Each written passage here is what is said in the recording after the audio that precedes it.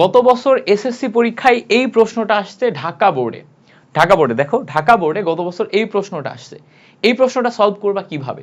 দেখো এখানে বলছে 5টি প্রোটনের প্রকৃত ভর কত। এটা যদি জানতে হয়, মানে এটা যদি সলভ করতে হয়, তাহলে প্রথমে তোমার ইলেকট্রন, প্রোটন, নিউট্রন এগুলার ভর সম্পর্কে জানতে হবে। আমরা জানি প্রোটনের ভরের ক্ষেত্রে প্রোটনের ভর আসে 1.673 ইন্টু 10⁻⁻24 গ্রাম। এটা কিন্তু কেজিতেও বের করা যায়। আমার দেখতে হবে অপশন কিসে আছে। অপশন আছে গ্রামে, তার মানে আমি এটা গ্রামে লিখবো।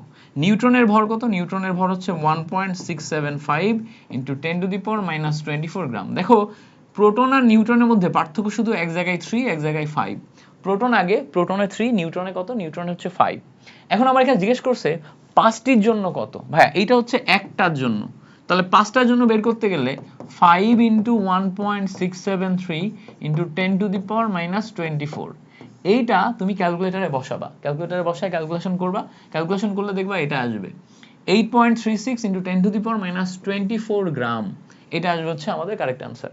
সো এই টাইপের প্রশ্ন আসলে জাস্ট একটু ব্রেনস্টর্ম করলেই তুমি হচ্ছে পারবা।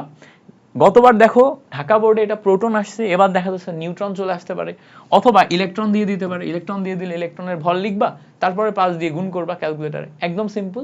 এগুলো হচ্ছে একদম পিওর বেসিকের কোশ্চেন। এগুলো যদি তুমি ভুল করো তাহলে তুমি এসএসসি পরীক্ষায় এমসিকিউতে কখনোই ভালো করতে পারবে না।